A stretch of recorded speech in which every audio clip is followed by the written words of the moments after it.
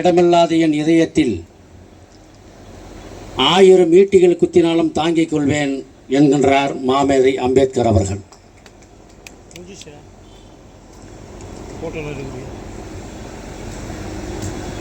இன்று சிறப்பான முறையில்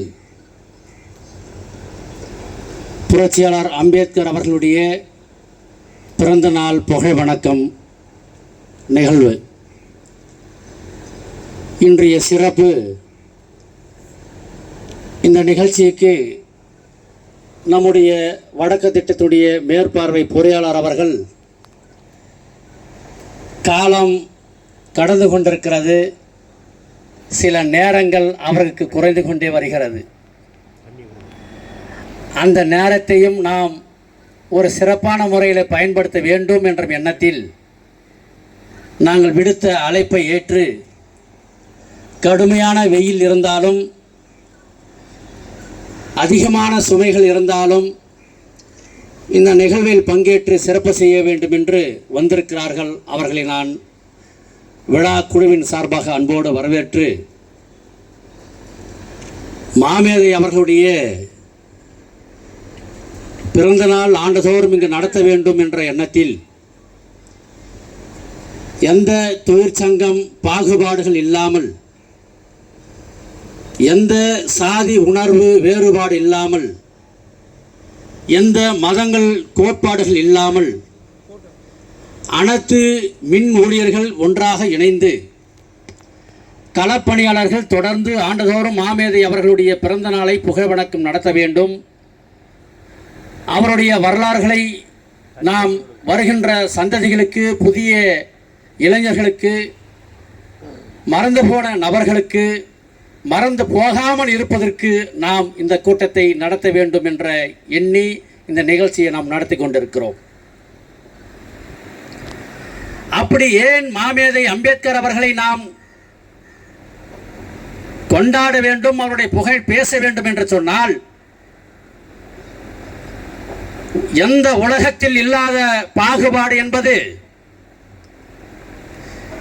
இந்தியாவில் மாத்திரம்தான் ஒரு மனிதன் உயர்ந்தவனாகவும் இன்னொரு மனிதன் தாழ்ந்தவனாகவும் இந்த நாட்டில் சித்தரிக்கப்பட்டிருக்கிறது. எழுதப்படாத சட்டம் என்று சொல்லுகின்ற பார்ப்பனிய இந்து கோட்பாடு வகுக்கிறது. ஆகவே 4000 ஆண்டுகளுக்கு முன்பாக சாதி வர்ணமுறை ஏற்படுத்திய அந்த கோட்பாடு 4000 ஆண்டுகளாக படிக்க முடியாது, தெரிந்து கொள்ள முடியாது. அந்த கோட்பாடு அம்பேத்கர் 1891 ஆண்டு இந்த மண்ணில் பிறந்த பிறகுதான் இந்த வர்ண முறையை எப்படி கண்டுபிடித்தார்கள் என்றதை கல்வியின் அறிவினால், தன்னுடைய இதயம் தூய்மையினால், தன்னுடைய நெஞ்சு உறுதியினால் களம் கண்ட போராட்டங்களை எழுத்து மூலமாக கண்டறிந்து இந்த நாட்டுக்கு உரத்த சொன்னவர் மாமேதை அம்பேத்கர் அவர்கள். எப்படி சொன்னார்? ஒரு மனிதன் பிறக்கிறான் என்று சொன்னால் தான் தாயினுடைய வயிற்றில் தான் பிறக்க முடியும். இதுதான் மரபு, உலக நீதி, இயற்கையினுடைய நீதி. எப்படி ஒரு மனிதன் தலையில் பிறக்க முடியும்? இன்னொருவன் எப்படி தோளில் பிறக்க முடியும்? அடுத்தவன் எப்படி இடுப்பில் பிறக்க முடியும்? இன்னொருவன் எப்படி காலில் பிறக்க முடியும்? இதற்கு அப்பால் தான் அவுட்காஸ்ட் என்று சொல்லப்படுகிற பட்டியலினத்த மக்கள் பிறந்திருக்கிறார்கள் பாதத்தில் என்று இந்து மத கோட்பாடு வர்ணாசிரம முறை வகுத்திருக்கிறது. அது துல்லியமாக அந்த மொழியிலே படித்து மாமேதை அம்பேத்கர் அவர்கள் இது பொய், புரட்டு, மனிதனை அடக்குகின்ற ஒரு கோட்பாடு, ஒரு மனிதனை இன்னொரு மனிதனை தொட்டால் தீட்டு என்பது இது அபத்தான கொள்கை என்பதை தோலுறுத்தி காட்டி அந்த இந்து மத கோட்பாட்டை மனுநீதி நூலை எரித்து புரட்சி செய்து சமத்துவத்தை உண்டாக்கியவர் அம்பேத்கர் தான். அவரை கொண்டாடுவதற்கு நமக்கு அத்தனை தகுதியும் நமக்கு இருக்கிறது.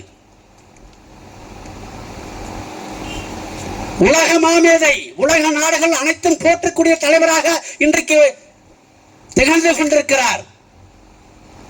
அப்போதுதான் அம்பேத்கர் பல்வேறு போராட்டங்களை இந்த நாட்டுக்கு எடுத்திருக்கிறார். இந்திய நாட்டை பெருமைப்படுத்தியிருக்கிறார். இந்தியாவுக்கு சுதந்திரம் வேண்டும் என்று போராடி இருக்கிறார். இந்தியாவிலே சுதந்திரம் பெற்று தந்த உலக தலைவர் அம்பேத்கர் தான் என்பதை நீங்கள் புரிந்து கொள்ளுங்கள். 1932 ஆண்டு யரவாடா சிறை முன்பு காந்தி அவர்கள் உண்ணாவிரதம் இருக்கிறார். எதற்காக இருக்கிறார்? இந்த நாட்டில் சுதந்திரம் வேண்டும் என்று அவர் உண்ணாவிரதம் இருக்கவில்லை. இந்த நாட்டில் ஏற்றத்தாழ்வுகள் இருக்கிறது, அழிக்கப்பட வேண்டும் என்று அவர் உண்ணாவிரதம் இருக்கவில்லை. இந்த நாட்டில் கல்வி அறிவு குறைந்து கொண்டே இருக்கிறது என்றெல்லாம் அவர் உண்ணாவிரதம் இருக்கவில்லை.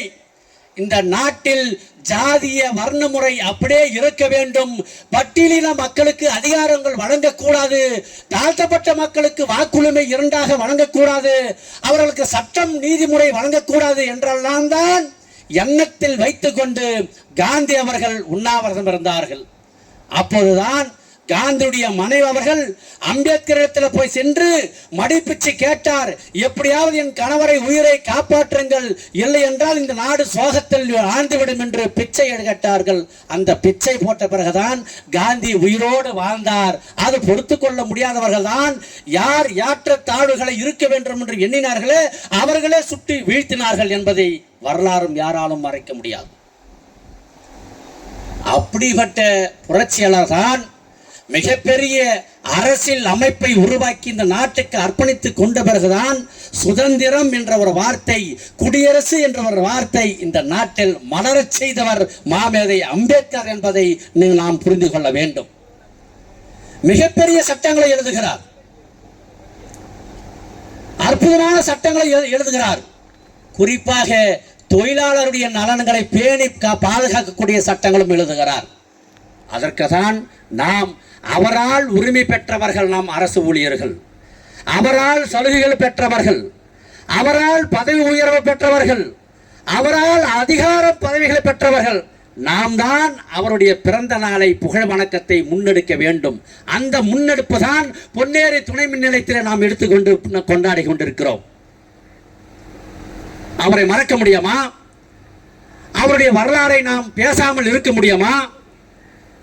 இந்த நாட்டிற்கு தன்னை அர்ப்பணித்துக் கொண்டு பணியாற்றக்கூடிய மாபெரும் தலைவரை நாம் மறக்க முடியுமா? சிலருக்கும் அவரால் உயிர் பெற்றவர்கள், அவரால் உரிமை பெற்றவர்கள், அவரால் வாழ்ந்து கொண்டிருப்பவர்கள், ஏதோ இங்கு நடக்கக்கூடிய நிகழ்ச்சி திருப்பதி ஏழுமலனுக்கு போதை நடத்துவது போல சிலரும் எண்ணிக்கொள்ளுகிறார்கள், மனம் குமுறலும் இருக்கிறார்கள். இது போதை அல்ல, மனிதனுடைய வாழ்வில் கூட்டம். இது கும்பிடுகின்ற கடவுள் அல்ல, வாழ்கின்ற மனிதர்களை எப்படி போற்ற வேண்டும் என்றுக்கான நிகழ்வு. அம்பேத்கர் சட்டம் எழுதுகிறார், ஏராளமான பிரிவுகளை வகுத்திருக்கிறார். ஆனால் 217வது சட்டம் சொல்லுகிறது, 217வது சட்டம் சொல்லுகிறது, இந்த நாட்டின் நிர்வகிக்கூடிய நீதிமன்றம் உச்ச நீதிபதி தவறு செய்தாலே அந்த பிரிவின் கீழ் நடவடிக்கை எடுக்கலாம் என்று சட்டம் எழுதுகிறார் மாமேதை அம்பேத்கர் அவர்கள். எல்லாருக்கும் சட்டம் எழுதினார். நீதிபதிகளை தவறு செய்தாலும் கூட இந்த சட்ட பிரிவின் கீழ் நீங்கள் நடவடிக்கை எடுக்கலாம் என்று எழுதுகிறார். அது மட்டும்தானா? இன்றைக்கு இந்திய நாட்டினுடைய முதல் குடிமகன், இன்றைக்கு முதல் குடிமகளாக முர்மு அவர்கள் இருக்கிறார்கள். ஒரு பழங்குடி இனத்தை சேர்ந்த பெண், எல்லோரும் போற்றப்படுகிறார்கள். பழங்குடி இனத்திற்கு எந்த அளவுக்கு இடம் ஒதுக்கியிருக்கிறார்கள், பதவியும் வகுத்திருக்கிறார்கள், பதவியும் அள்ளி கொடுத்திருக்கிறார்கள் என்றெல்லாம் பெருமையாக பேசிக் கொண்டிருக்கிறார்கள். அப்படிப்பட்ட ஜனாதிபதி கூட தவறு செய்தால் 361வது பிரிவின்படி அவர் மீது நடவடிக்கை எடுக்கலாம் என்று அம்பேத்கர் அவர்கள் சட்டம் எழுதியிருக்கிறார். இதை எதற்காக சொல்லுகிறேன் என்று சொன்னால், மிகப்பெரிய உச்சத்தில் இருக்கக்கூடிய இருவர் மீதே நடவடிக்கை எடுக்கலாம் என்று சொல்லுகின்ற அம்பேத்கர் அவர்கள் நம்மை போன்ற ஊழியர்கள் தவறு செய்தால் நடவடிக்கை எடுக்கலாமா வேண்டாமா என்பதை நீங்கள் முடிவு செய்து கொள்ளுங்கள். நாம் எல்லாம் சாதாரண, சட்டத்தின் முன் நாம் எல்லாம் சாதாரணமானவர்கள், சட்டத்தின் முன் எல்லா மக்களும் சமமானவர்கள். அரசு அதிகாரத்துக்கு வந்தவர்கள் எல்லாம் சட்டத்திற்கு கட்டுப்பட்டவர்கள், அரசியல் சாசனப்படி எல்லா மக்களும் சமமானவர்கள். அப்படிப்பட்ட ஒரு தலைவர், அம்பேத்கர் அவர்கள் கொலம்பியா பல்கலைக்கழகத்தில் படிக்க சென்றுகிற போது அவருடைய மகன் கங்காதரன் அவர்கள் சிறு குழந்தையாக இருக்கிற போது அம்பேத்கர் அவர்கள் கடிதம் எழுதுகிறார் ராமாபாய் அவர்களுக்கு. ராமாபாய் அவர்களே, எனது மகன் கங்காதரன் அவர்களை சிறப்பாக நீங்கள் படிக்க வைத்து நான் அனுப்புகின்ற பணத்தை வங்கியில எடுப்பதற்கு அவனுக்கு வங்கியில அந்த செலானை எப்படி பூர்த்தி செய்ய வேண்டும் என்று கற்றுக் கொடுங்கள். அப்படி கற்றுக் கொடுத்தால் நான் அனுப்புகின்ற பணத்தை எடுப்பதற்கு உங்களுக்கு எளிதாக இருக்கும் என்று சொல்லுகிறார்.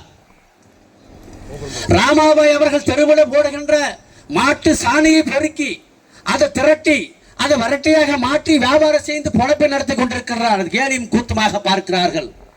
அம்மையார் அவர்கள் பகலில் அந்த தொழிலை செய்தால் கேவலமாக பார்க்கிறார்கள் என்று சொல்லி ராமாபாய் அவர்கள் இரவிலே சாணியை அள்ளி சேகரித்து அந்த சாணியை விரட்டியாக தட்டி வியாபாரம் செய்து குடும்பத்தை நடத்தி கொண்டிருக்கிறார். யார்?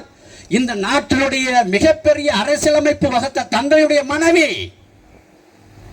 உலகம் போற்றுகின்ற தலைவர். அந்த தலைவருடைய மனைவியினுடைய நிலையை பாருங்கள். அப்போது ராமாபாய் அவர்கள் கடிதம் மீண்டும் எழுதுகிறார். அப்படியே ஆகட்டும், நான் எனது குழந்தையை படிப்பை சொல்லிக் கொடுத்து சிறப்பாக வளர்க்கிறேன் என்று உறுதியாக சொல்லி கடிதம் எழுதுகிறார். கடிதம் எழுதிய 3வது மாதத்தில் அந்த குழந்தை அதிக வேகமாக வெப்பம் அதிகமாக கூடி உச்சத்தில் காய்ச்சல் ஏற்பட்டு அந்த குழந்தை கங்காதரன் அவர்கள் இறந்து விட்டார். அந்த செய்தியை ராமாபாய் அவர்களுக்கு தன்னுடைய கணவனுக்கு தெரிவிக்காமலே அந்த குழந்தையை அடக்கம் செய்து விட்டார். ஏன் அப்படி அவர் செய்தார்? இன்றைக்கு எல்லா பெண்களும் இந்த நாட்டில் இருக்கிறார்கள். அம்பேத்கரால் சலுகை பெற்று உரிமைகளை பெற்று வாழ்ந்து கொண்டிருக்கிறார்கள். தன் பிள்ளை இறந்தது கூட மறைத்து விட்டார் என்று சொன்னால் அவர் மறைத்ததற்கு அம்பேத்கருடைய படிப்பு எங்கு பாதியில நின்றுவிடுமோ என்ற அச்சத்தில் அவர் பட்டம் பெற்று இந்தியாவுக்கு வந்தாதான் இந்தியாவில் இருக்கக்கூடிய அத்தனை மக்களுடைய நிலையை மாற்ற வேண்டும் என்று சொன்னால் அம்பேத்கர் அங்கு பட்டம் பெற வேண்டும் எண்ணத்திலே மறைத்தார். கொலம்பியா பல்கலைக்கழகத்தில் டாக்டர் பட்டம் பெற்று இந்தியா திரும்புகிறார். இந்த நாடே போற்றுகிறது. குழந்தை இறந்தது கூட சொல்லவில்லை. அப்படி தியாக மனப்பான்மையோடு வாழ்ந்தவர் தான் மாமேதை அம்பேத்கர் அவர்கள் என்பதை நாம் புரிந்து கொள்ள வேண்டும். அப்படிப்பட்ட பெற்றவரை நாம் போற்ற வேண்டாமா? அவருடைய புகழை நாம் பேச வேண்டாமா? அப்படி பேசாவிட்டால், அமைதியாக நாம் இருந்து விட்டால் குற்றம் செய்கிறோம் என்றுதான் பொருள். அம்பேத்கர் மறைத்து வாழ்கின்றோம் என்று சொன்னால் இந்த நாட்டிற்கு நாம் துரோகம் செய்கின்றோம் என்று பொருள். எண்ணி பாருங்கள். இன்றைக்கு வல்லபாய் பட்டேல் என்று சொல்லுகின்ற இரும்பு தலை கொண்ட மிகப்பெரிய ஒரு தலைவர், எல்லோரும் நீங்கள் அறிந்தவர்கள் தான். அவருக்கு தான் இந்தியாவிலே உலகத்திலே மிகப்பெரிய சிலையை அமைத்து அழகு பார்த்து இன்றைக்கு சந்தோஷமாக வாழ்ந்து கொண்டிருக்கின்றார்கள். அவர் சொல்லுகிறார், நேரும் அவரும் பேசிக் கொள்ளுகிறார்கள். அம்பேத்கர் அவர்கள் கோணி போட்டு அமர்ந்து படித்த மாமேதை அம்பேத்கர் அவர்கள் கோட்டு போட்டு பாராளுமன்றத்தில் செல்லுகிறார். அப்ப உள்ளே செல்லுகிற போது நேருஜி அவர்கள் பாபாஜி பார்த்தவர்கள், பாபாஜி நமஸ்தே என்று சொல்லுகிறார் நேரு அவர்கள். அம்பேத்கர் அவர்கள் தலையை மட்டும் ஆட்டினார். அதை வல்லபாய் பட்டேல் இரும்பு தலை என்று சொல்லுகின்ற கவனித்துக் கொண்டிருக்கின்றார். ஏனென்றால் கவனிக்கிறார் என்று சொன்னால் அவருக்கு தலையே இரும்பு தலை, நல்ல சிந்தனை உள்ளவர் என்று இந்த நாடு போற்றுகிறது. அவர் சொல்லுகிறார், நேரு அவர்களே, இந்த நாட்டினுடைய எந்த கேட்டு பக்கம் நீங்க சென்றாலும் எந்த கார் வந்து நிற்கிறது என்றது உங்களுக்கே தெரியாது. பண்டிட் குடும்பத்தை சார்ந்தவர், பார்ப்பனிய ஏகாதிபத்தியம் வளர்ந்த மிகப்பெரிய குடும்பத்தில் வளர்ந்தவர் நீங்கள் வணக்கம் சொல்லுகிற போது அம்பேத்கர் தலையை ஆட்டுகிறாரே, என்ன மரியாதை அவங்களுக்கு கொடுக்குகிறார் என்று கேட்டாராம். யார்? இரும்பு தலையன். அப்போதுதான் நேருஜி சொல்லுகிறார், நான் இரும்பு தலையன் என்று எண்ணி பார்த்தேன், சிறப்பான தலைவர் என்று நான் பார்த்தேன். இப்போதான் தெரிகிறது உனக்கு இரும்பு தலை இல்லை, களிமண் தான் உன்னுடைய மூளையில் இருக்கிறது என்று நேரு சொல்லுகிறார், நான் சொல்லவில்லை. காரணம், அம்பேத்கர் அவர்கள் தலையை மட்டும் மாட்டினால் இந்த உலகமே தலை வணங்குகிறது என்று பொருள் என்று நேருஜி அவர்கள் சொன்னார். அப்படிப்பட்ட தலைவரை நாம் போற்ற வேண்டாமா? அப்படிப்பட்ட தலைவரை பற்றி நாம் பேச வேண்டாமா? அந்த தலைவருக்கு தான் உலக நாடுகளில் இருக்கக்கூடிய அத்தனை நாடுகளிலும் அம்பேத்கருடைய திருவுருவ சிலையை பாராளுமன்றத்தில் அமைத்திருக்கிறார்கள் என்று சொன்னால், அம்பேத்கர் வணங்கிய பிறகுதான் ஆஸ்திரேலிய பிரதம மந்திரி தன்னுடைய இருக்கையை அமர்கிறார். இங்கிலாந்து பிரதமர் அம்பேத்கரை வணங்கிதான் தன்னுடைய இருக்கையை அமர்கிறார். அமெரிக்கா நியூயார்க் நகரத்தில் இந்த ஆண்டு 2025ஆம் ஆண்டு அம்பேத்கருடைய ஏப்ரல் 14ஆம் தேதியை அந்த மாநகர மேயர் அவர்கள் அம்பேத்கர் தினம் என்று அறிவிப்பு செய்து கொண்டாடி கொண்டிருக்கிறார்கள் என்பதை நீங்கள் புரிந்து கொள்ளுங்கள். இந்திய நாட்டில் அம்பேத்கர் தினம் சொல்லுவதற்கு வெட்கப்படுகிறார்கள். குடியரசு நாள் அம்பேத்கர் தினம் என்று நாம் பேசினால் தீவிரவாதி என்று சொல்லுகிறார்கள், வன்முறையாளர் என்று பேசுகிறார்கள். அம்பேத்கர் சிறந்த தலைவர், சிறந்த நபர் இல்லை என்று சொன்னால் அத்தனை உலக நாடுகள் போற்றுவார்களா? இன்னொரு புரட்சியும் செய்திருக்கிறார்கள். உலகத்தில் எத்தனையோ சிலைகள் அமைத்திருக்கிறார்கள். உலகத்திற்கே எடுத்துக்காட்டாக இன்றைக்கு உயரமாக இருக்கக்கூடிய இமயமலைக்கு நிகராக சீன அதிபர் அவர்கள் அந்த சீன நாட்டில் 450 அடி உயரம் உள்ள சிலையை அமைத்துக் கொண்டு வருகிறார் என்று சொன்னால் இந்த உலகத்தில் முதல் உயர்ந்த மனிதன் மாமேதை அம்பேத்கர் என்பதை நீங்கள் புரிந்து கொள்ளுங்கள். உயர்ந்த மனிதன், உயரத்துக்கு 450 அடி உயரத்தில் உயர்த்துகிறார்கள். ஏன் என்று சொன்னால் உலக மக்களுக்கும் எடுத்துக்காட்டாக வாழ்ந்தவர், கார்ல் மார்க்சுக்கு நிகராக வாழ்ந்தவர், பிடல் காஸ்ட்ரோவுக்கு நிகராக அவர் பேசியவர், லெனினுக்கு நிகராக பேசப்பட்டவர். லண்டனில் இருக்கக்கூடிய நூலகத்தில் 64,000 புத்தகங்கள் வாசித்த மகத்தான தலைவர் இதுவரைக்கும் யாரும் இல்லை, அம்பேத்கர் மட்டும்தான் நாம் போற்றக்கூடிய தலைவராக இன்றைக்கு திகழ்ந்து கொண்டிருக்கிறார் என்று சொன்னால் 2 கைகளிலும் எழுதியவர், கை விரல்களில் நகங்களிலே வீங்கி வீங்கி ரத்தம் வடிய வடிய அவர் சட்டங்களை எழுத்துக்களை எழுதியவர், வங்கிகளை கொண்டு வந்தவர், பொருளாதார மேதை, தொழிலாளர் நலம் காத்த மேதை, நதிகளை அமைத்தவர், நதிகளை அமைத்து மின்சாரங்களை உற்பத்தி செய்ய வேண்டும் என்று உருவாக்கியவர், எல்லா விதத்திலும் ஒரு சிறந்த மனிதர். அவரை போற்றுவதற்கு நமக்கு தகுதி இருக்கிறது, தன்னம்பிக்கையும் இருக்கிறது, ஒழுக்கமும் இருக்கிறது, நேர்மையும் இருக்கிறது. காரணம், என்னோடு பயணிக்கக்கூடிய இந்த மின் ஊழியர்கள் அந்த அளவிற்கு அவருடைய எண்ணங்கள் தான் இந்த விழா வெளிப்பாடாக இருக்கிறது என்பதை நாம் புரிந்து கொள்ள வேண்டும். அப்படிப்பட்ட மாபெரும் தலைவரை தொடர்ந்து நாம் பேசுவோம், ஒற்றுமையாக வாழவோம், ஜனநாயகத்தை படைப்போம், சமநீதியை காப்போம், தொழிலாளருடைய நலன்களை பாதுகாப்போம், தொழிலாளர்களின் உரிமையை வெல்லுவதற்கு போராடுவோம். போராட்டம்தான் வாழ்க்கை, போராட்டம்தான் வாழ்க்கை. உரிமை இருந்தால்தான் நீ போராட முடியும், உரிமை இல்லாவிட்டால் நீ போராட முடியாது. ஆகவே மாமேதை அம்பேத்கர் சொல்லுவது போல மிகவும் நம்பிக்கையுடைய ஒரு பாதுகாப்பை நம்பி நாங்கள் அழுவதை விட மிகவும் ஐயத்துக்குரிய அச்சங்களை எழுப்பி நாங்கள் வசவுகள் பெறுவதை நாங்கள் விரும்புகிறோம் என்றார். எப்படிப்பட்ட வசவுகள், எப்படிப்பட்ட சட்டங்கள், எப்படிப்பட்ட கருப்பு சட்டங்கள் நம் மீது ஏவினாலும் கூட நியாயத்துக்கும் சட்டத்திற்கும் எந்த நேரம் நாம் போராடுவோம், வெற்றி கொள்வோம். வாய்ப்புக்கு நன்றி, வணக்கம்.